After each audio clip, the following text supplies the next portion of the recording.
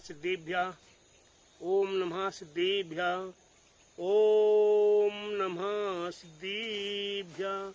मंगलम भगवान वीरो मंगलम गोतिमोगणी मंगलम कुंद कुंद्यार्यो जेने धर्मोस्तु मंगलम सर्वमंगल मांगल्यम सर्वकल्याणकारिकम प्रधानम सर्वधर्माणां जैनं जयतु शासीनं जैनं जयतु शासीनं जैनं जयतु शासीनं। बोले समय जिन धर्म की जय, बोले विश्व धर्म की जय, बोले मानव धर्म की जय। श्री वर्तमान जी शासन के महावीर भगवान की जय। नेमिगिरी के मूल के श्री खजाराज आदिनाथ भगवान की जय। द्वादशांग जीन वाणी माता की जय। आचार्य गुरुवर 108 नेमी सागर जी महाराज की जय। आचार्य श्री 108 दया सागर जी महाराज की जय। आज के उत्तम पावन क्षमा वाणी पर्व की जय। आज हमारे आपके जीवन में वह दिन प्राप्त हुआ है जिस दिन में हम अपने जीवन के हृदय के पापों का प्रक्षालन करते हैं, अपने आपस के एक दूसरे के मिलन की बात करते हैं। हमने अपने जीवन में वर्षों से वर्ष भर में कहाँ किसके साथ वाद विवाद किया था, किसके साथ लड़ाई झगड़ा किया था, किसके साथ हमने उत्पात किया था, किसके प्रति निंदा परनिंदा की थी, एवं हमने किस किस के साथ हमने कौन कौन सा बुरा कर्म किया था।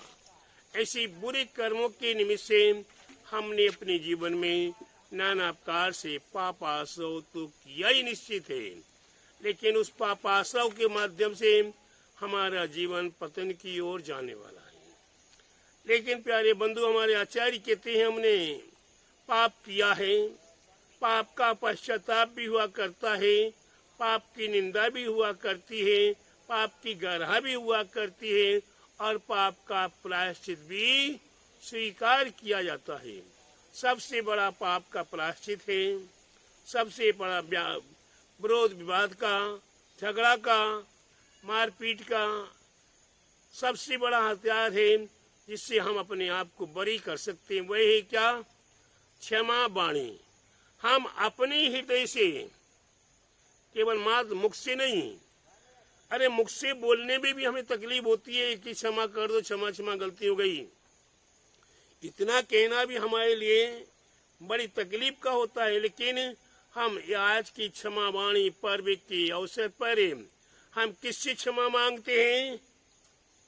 हम किससे क्षमा मांगते हैं प्यारे बंधुओं, बताओ? हम उससे क्षमा मांगते, हम माने आप प्रत्येक व्यक्ति अपने आप को हम सोचें कि आप क्षमा किससे मांगते हैं?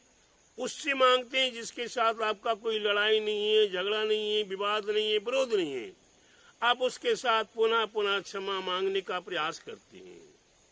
गले से गले मिलकर आप क्षमा मांगते हैं, चरण पकड़कर हाथ जोड़कर आप क्षमा मांगते हैं। लेकिन आप उस भाई से क्षमा नहीं मांगते हो, उस बहन से क्षमा नहीं मांगते हो, आप उसको क्षमा नहीं करते हो। किसको? जो आपका सगा भाई बहन बंधु, जिसके साथ आपका कोई निमित्त कारण बना था, जिस निमित्त कारण बस आपके साथ उसका विरोध हो गया। दोनों ने कसाय के विवाद को बढ़ाने का और कसाय को पुष्टि देने का प्रयास किया ही किया है। ऐसे कसाय की पुष्टि को दूर करने के लिए, विरोध को दूर करने के लिए हमें ये क्षमा वाणी वर्ष में 3 बार आती है। लेकिन प्यारे बंधुओं, एक बार तो अपने हृदय से दोनों हाथों को करबद्ध जोड़कर माथा झुकाकर उर्दू भाषा में, भैया हमारे द्वारा कोई गलती हो गई हो तो आप हमें क्षमा करिएगा, हम अज्ञानी ही, हम छोटे हैं, हमारे लिए कोई ज्ञान नहीं था, हमने ज्ञान अज्ञानता के वशीभूत होके आपका अपमान कर दिया, आपका तिरस्कार कर दिया, आपके साथ विवाद पैदा कर दिया था।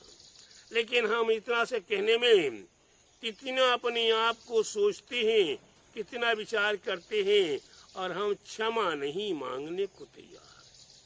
प्यारे बंधु, वह क्षमा जब तक हम नहीं मांगेंगे, जब तक हमारी कसाय निरंतर वृद्धिगत होती चली जाएंगी। आज वर्षों बीत जाते हैं, वर्षों बीत जाते हैं। कहावत कही है कि तीर का तलवार का घाव जाता है भरा, बचन जख्म जवान का, बचन जख्म जवान का रहता है हमेशा हरा। तीर का मारा हुआ, तलवार का मारा हुआ, चाकू पिस्तौल बंदूक से मारा हुआ घाव तो मलहम पट्टी करने से, क्या मलहम पट्टी करने से वे घाव तो ठीक हो सकता है। ये पुद्गल का घाव पुद्गल से हुआ है, ठीक हो सकता है, लेकिन बचा रूपी पुद्गल इतना तीखा है, इतना तीखा है कि वह सीधा हृदय में जाके चुभता है, वह घाव दिखाई नहीं देता है। प्यारे बंधुओं, एक उदाहरण के रूप में समझने की कोशिश कीजिएगा। अगर दो भाई हैं और दोनों भाइयों का आपस में विवाद हो गया, विरोध हो गया, निमित्त कारणवश एक भाई बंबई की ओर चला गया, दूसरा भाई कलकत्ता की ओर चला गया। दोनों विपरीत दिशाओं में हैं। ये हजारों किलोमीटर कलकत्ता दूर चला गया, ये हजारों किलोमीटर दूर बंबई चला गया। लेकिन कभी निमित्त कारणवश भाव होते हैं कि चलो हम अपनी आत्मा को पवित्र करने के लिए यात्रा करने चलते हैं, और यात्रा करने के लिए निकले, और निकलते निकलते संवेद शिखर पहुंचे। कहाँ पहुंचे? यहाँ दुनिया के पाप करके पहुंचने वाला व्यक्ति वहां जाकर अपने पापों को क्षय कर लेता है। और वहां दोनों भाई, ये बंबई से यात्रा करते हुए आया है और वो कलकत्ता से यात्रा करते हुए शिखर जी में पहुंचा, और शिखर जी में भी वही 13पंथी कोठी के अंदर कुशदंतनाथ भगवान की विशाल का सुंदर मूल एक मूर्ति विराजमान है। उसी मूर्ति के सामने दोनों भाई दर्शन करने के लिए हाथ में पूजा की द्रव्य लिए हुए हैं, हाथ में श्रीफल लिए हुए हैं, और अपने भक्ति भाव से भजन गाते हुए मंदिर में प्रवेश कर रहे हैं। और ऐसी अवस्था में एक दूसरे को दोनों भाइयों की पर दृष्टि पड़ जाती है। इसकी दृष्टि उस पर, उसकी दृष्टि इस पर है। अब क्या होता है? हाथ की द्रव्य भूल जाते हैं, जबान पे जो भगवान का नाम चल रहा था भूल जाते हैं, हृदय में जो भगवान का नाम लेकर आए थे कि हम वहां जाकर भक्ति भाव से पूजा अर्चना भक्ति करेंगे, लेकिन वह सब भूल जाते हैं। और क्या याद आ जाता है? वह 20 साल पुराना झगड़ा बिल्कुल शब्द सहा बिल्कुल सामने चित्रण आ जाता है, और वही रंग भूमि बन जाती है। प्यारे बंधुओं, वे ऐसी कसाय हमारे आपके लिए अवश्य नरक और निगोदों का कारण है। मैं आपसे भी यही कहूंगा कि अपने हृदय की वे कसाओं को निकाल दें।